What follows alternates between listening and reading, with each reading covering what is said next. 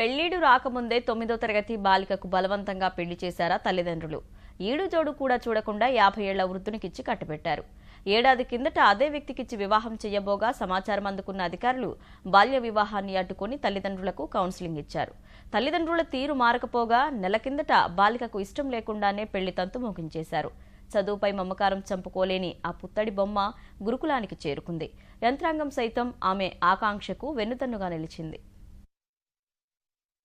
ఆధునిక సమాజంలో మారుమూల మన్యం ప్రాంతాల్లో అనాదిగా వస్తున్న మూఢ ఆచారాలు కొనసాగుతూనే ఉన్నాయి. తాజాగా అలాంటి ఘటనే దేవరకొండ ప్రాంతంలో వెలుగు చూసింది. త్రిపురారం మండలానికి చెందిన బాలిక దేవరకొండ గిరిజన సంక్షేమ గురుకులంలో 9వ తరగతి చదువుతోంది. పెళ్లంటే కూడా తెలియని అమ్మాయిని నాంపల్లి మండలం రాజ్యతండాకు చెందిన 50 ఏళ్ల రమావత్ రవికిచ్చి కన్నవారు బలవంతంగా వివాహం జరిపించారు.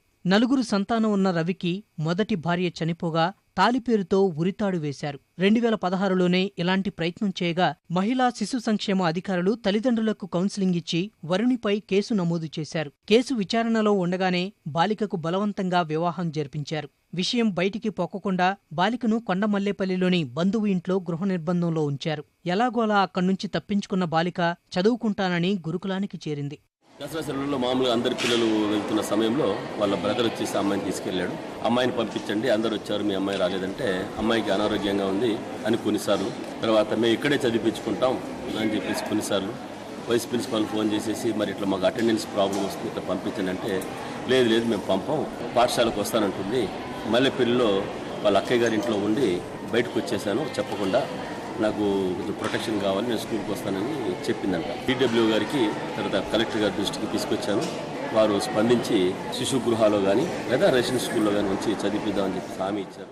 ఘటనను పాఠశాల ఉపాధ్యాయులు ఉన్నతాధికారులకు తెలియజేయగా సమగ్ర విచారణ చేపట్టారు. బాలిక తల్లి సోదరుణ్ణి పిలిపించి కౌన్సిలింగ్ ఇచ్చారు. ప్రస్తుతం బాలిక గిరిజన సంక్షేమ గురుకులంలోనే చదువు కొనసాగించేలా అధికారులు చర్యలు తీసుకున్నారు.